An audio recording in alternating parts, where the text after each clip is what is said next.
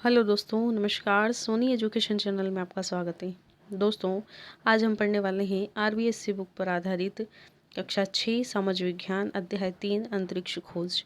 इसके पहले की भी मैंने 2 वीडियो अपलोड कर दी हैं, पार्ट 1 पार्ट 2 की।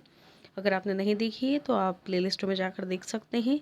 इसके अलावा बाल विकास, एनसीईआरटी और आरबीएससी दोनों ही बुक पर आधारित अलग अलग चैप्टर वाइज वीडियो प्लेलिस्ट डाल रखी हैं, आप वो भी जाकर देख सकते हैं। और राजस्थान जीके के लिए आरबीएससी बुक पर आधारित वीडियो अपलोड कर रखी हैं और भी प्रोसेस चल रही हैं। डेली की वीडियो अपलोड होगी। आपने अगर वो भी नहीं देखी है तो क्लास 6 की तो पूरी वीडियो बन चुकी है, आप चाहें तो वहाँ जाकर देख सकते हैं। और जितने भी विषय हैं वो सभी चैप्टर वाइज ही पढ़ाए जा रहे हैं।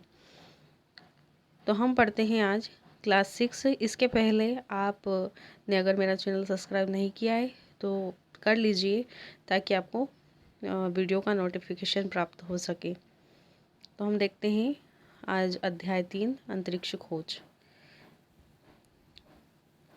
तो ये अध्याय 3 2 पार्ट में कंप्लीट होगा। आज पार्ट 1 है, कल पार्ट 2 आएगा। 2 पार्ट में होके ये चैप्टर पूरा होगा। तो पहला है पिरामिडों का संबंध किससे होता है। तो पिरामिडों का संबंध तारों की दिशा और गति जानने के लिए किया जाता है। और ऐसा भी कहा जाता है कि हाँ, महाराजा और महाराजा को मिस्र के पिरामिडों में दफनाया जाता था और इनसे तारों की दिशा और गति को जानने के लिए भी प्रयोग किया जाता है। नेक्स्ट क्वेश्चन है, चीन में खगोलीय ज्ञान की शुरुआत कब से मानी गई है। तो चीन में खगोलीय ज्ञान की शुरुआत ईसा पूर्व 6ठी सदी से आंकी गई है। नेक्स्ट क्वेश्चन है, संपूर्ण पूर्वी एशिया के लिए कौन सा खगोलीय विज्ञान महत्वपूर्ण था। तो संपूर्ण पूर्वी एशिया के लिए चीनी खगोलीय विज्ञान महत्वपूर्ण था। नेक्स्ट क्वेश्चन है, विश्व में सबसे पहले तारों की तालिका कहाँ और कौन सी सदी में तैयार हुई। तो तारों की तालिका सबसे पहले चीन में तैयार हुई थी 4ठी सदी में। नेक्स्ट क्वेश्चन है, पश्चिमी अंतरिक्ष विज्ञान का प्रारंभ कब संभव हुआ। तो पश्चिमी अंतरिक्ष विज्ञान का प्रारंभ यूरोप के यूनान में संभव हुआ। अब यूरोप के यूनान में पश्चिमी अंतरिक्ष विज्ञान का प्रारंभ संभव हुआ है ना। भारत के महान खगोलविद थे। तो भारत के महान खगोलविद आर्यभट्ट, वराहमिहिर और भास्कराचार्य द्वितीय महान प्रमुख थे। इनके अलावा भी हैं। नेक्स्ट है, किसकी मान्यता थी कि पृथ्वी गोल है। ये थोड़ा सा यहाँ पे लिखने में शायद मिस्टेक हो गई है, आप सुधार लेना। किसकी मान्यता थी कि पृथ्वी गोल है। तो आर्यभट्ट की मान्यता थी कि पृथ्वी गोल है। इन्होंने पृथ्वी स्थिर नहीं है यह बात ईसा पूर्व 5वीं सदी में ही बता दी थी। तो किसने कहा है, किसकी मान्यता थी कि पृथ्वी स्थिर नहीं है। आर्यभट्ट की। और किसने कहा था कि पृथ्वी गोल है।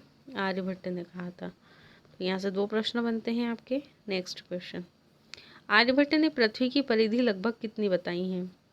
तो आर्यभट्ट ने पृथ्वी की परिधि 24,835 मील बताई हैं। ये सब लगभग में ही है। नेक्स्ट क्वेश्चन है, आधुनिक काल के भूवैज्ञानिकों द्वारा बताई गई परिधि क्या है। तो आधुनिक काल के भूवैज्ञानिकों द्वारा बताई गई परिधि 24,901 मील है।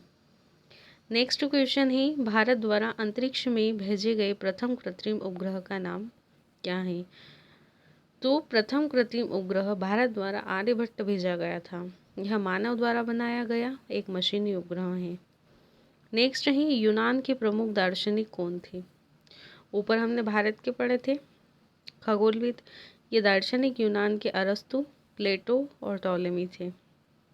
नेक्स्ट है, पृथ्वी केंद्र में है और सूर्य उसके चारों ओर वृत्ताकार मार्ग में चक्कर लगाता है। इस धारणा को किसने गलत साबित किया। तो पृथ्वी केंद्र में है और पृथ्वी के चारों ओर सूर्य चक्कर लगाता है, यह कोपरनिकस ने इसे गलत साबित किया था। नेक्स्ट है, पृथ्वी की सही परिधि का आकलन किसने किया। तो पृथ्वी की सही परिधि का आकलन इराटोस्थेनेस ने किया था। नेक्स्ट है, भारत के प्रसिद्ध खगोल शास्त्रियों में कौन प्रसिद्ध थे? तो भारत के खगोल शास्त्रियों में भास्कराचार्य द्वितीय प्रसिद्ध थे। नेक्स्ट है, भास्कराचार्य द्वितीय का जन्म कब हुआ? तो 1114 ईस्वी में हुआ था। नेक्स्ट क्वेश्चन है, किस विद्वान ने मात्र 36 वर्ष की आयु में किस ग्रंथ की रचना की थी? तो मैंने यहाँ शायद लिखना भूल गई हूँ मैं। आर्यभट्ट ने 36 वर्ष की, आर्यभट्ट नहीं आएगा, भास्कराचार्य द्वितीय ने। तो भास्कराचार्य द्वितीय ने सिद्धांत शिरोमणि नामक ग्रंथ की रचना 36 वर्ष की आयु में की थी। नेक्स्ट है, किसका मानना है कि पृथ्वी गोलाकार है तथा अपने गुरुत्वाकर्षण के कारण सब चीज़ों को अपनी ओर खींचती है? तो पृथ्वी गोल है तथा अपने गुरुत्वाकर्षण के कारण सब चीज़ों को अपनी ओर खींचती है, किसने कहा है? भास्कराचार्य द्वितीय ने। भास्कराचार्य के प्रमुख ग्रंथों में अंक गणित, बीज गणित, ज्यामिति शास्त्र आदि हैं। नेक्स्ट क्वेश्चन है, आधुनिक वेधशाला का प्रमुख यंत्र है? तो आधुनिक वेधशाला का प्रमुख यंत्र दूरबीन है ना।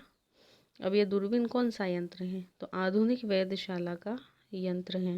नेक्स्ट है, यहाँ पे आप भास्कराचार्य द्वितीय नोट कर लीजिएगा, किस विद्वान ने, तो या फिर ये भी लिख सकते हैं कि भास्कराचार्य द्वितीय ने मात्र 36 वर्ष की आयु में कौन से ग्रंथ की रचना की थी? तो सिद्धांत शिरोमणि की। नेक्स्ट है, प्रथम दूरबीन का आविष्कार किसने किया था? तो प्रथम दूरबीन का आविष्कार हॉलैंड के हैंस लिप्पर्सी ने किया था। हॉलैंड नीदरलैंड में है। नेक्स्ट है, आकाशीय पिंडों को देखने में प्रयोग किए जाने वाले दूरबीन का आविष्कार किसने किया? तो आकाशीय पिंडों को देखने के लिए प्रयोग में किया जाने वाला दूरबीन का आविष्कार इटली में गैलीलियो ने 1610 में किया था। अब आकाशीय पिंड को देखने के लिए जो दूरबीन प्रयोग में हुआ या फिर दूरबीन का जो आविष्कार हुआ वह 1610 में हुआ था। किसने किया था? गैलीलियो ने किया था। कहाँ किया था? इटली में किया था। गैलीलियो का संबंध कहाँ से है? इटली से है। इस तरीके से आप पढ़िएगा, क्योंकि क्या पता क्या पूछ ले। ज़रूरी नहीं कि दूरबीन का आविष्कार ही पूछे, ये पूछ ले गैलीलियो का संबंध किससे है, तो इटली से है। नेक्स्ट है, राज्य में दूरबीन का कहाँ स्थापित की गई? तो राज्य में दूरबीन राजस्थान के उदयपुर शहर की फतह सागर झील के टापू पर स्थापित की गई है ना। अब उदयपुर फतह सागर झील कहाँ स्थित है? तो उदयपुर में स्थित है। उदयपुर की फतह सागर झील पर राज्य की दूरबीन स्थापित की गई है। अब कौन सी दूरबीन स्थापित की गई है? तो देश की सबसे बड़ी दूरबीन स्थापित की गई हैं। ये जो नीचे आ रहा है, देश की सबसे बड़ी दूरबीन कहाँ स्थापित की गई है? उदयपुर शहर की फतह सागर झील के टापू पर ही देश की सबसे बड़ी दूरबीन स्थापित की गई है। और राजस्थान राज्य में यहीं उदयपुर शहर में ही दूरबीन स्थापित की गई है। नेक्स्ट है, राजस्थान के उदयपुर शहर की झील के टापू पर जिस दूरबीन की स्थापना की गई उसका नाम मास्ट नामक दूरबीन है। तो उदयपुर शहर की झील के टापू पर देश की सबसे बड़ी दूरबीन है जिसका नाम मास्ट नामक दूरबीन है। नेक्स्ट, इस सौर दूरबीन की सहायता से किसका अध्ययन किया जा रहा है? तो मास्ट नामक दूरबीन से सूर्य का अध्ययन किया जा रहा है। नेक्स्ट है, वेणु बापू दूरबीन को कहाँ स्थापित किया गया है? तो वेणु बापू दूरबीन को दक्षिण भारत के कावलूर तमिलनाडु नामक स्थान पर किया गया है। नेक्स्ट है, हब्बल अंतरिक्ष दूरबीन को अंतरिक्ष में कब स्थापित किया गया है? तो हब्बल अंतरिक्ष दूरबीन को अप्रैल 1990 में स्थापित किया गया है। नेक्स्ट है, प्राचीन समय में किन स्थानों से तारों की गतिविधियों पर वेधशाला द्वारा नज़र रखी। तो पाटलिपुत्र में वेधशाला है और नालंदा में। इन दोनों जगह से तारों की गतिविधियों पर नज़र रखी जाती थी। नेक्स्ट है कि शासक ने वेधशाला का निर्माण दिल्ली के जंतर मंतर से किया। तो सवाई जयसिंह ने वेधशाला का निर्माण दिल्ली के जंतर मंतर से, यानी कि सर्वप्रथम दिल्ली के जंतर मंतर से वेधशाला का निर्माण हुआ। और किसने किया था? सवाई जयसिंह ने। नेक्स्ट है सवाई जयसिंह ने प्रथम वेधशाला का निर्माण कब और कहाँ करवाया था? तो पहली वेधशाला इनके द्वारा दिल्ली में बनाई गई थी। कौन सी? जंतर मंतर। कब बनाई गई? तो 1724 में। नेक्स्ट है सवाई जयसिंह द्वारा दूसरी वेधशाला का निर्माण कब और कहाँ हुआ था? तो पहले तो 24 में कराई थी और उसी के 10 साल बाद 1734 में वेधशाला जयपुर में बनाई। पहली दिल्ली, दूसरी जयपुर में। इन सब के अतिरिक्त वेधशालाओं का निर्माण सवाई जयसिंह ने बनारस, उज्जैन और मथुरा में भी किया है। तो ये आपके आज का पार्ट था। 30 प्रश्नों का ये कंप्लीट हो चुका है। बाकी के बचे प्रश्न कल के पार्ट में कंप्लीट हो जाएंगे। दोस्तों, अगर वीडियो अच्छी लगी हो तो लाइक, शेयर, कमेंट कीजिए और सब्सक्राइब कीजिए चैनल को। धन्यवाद।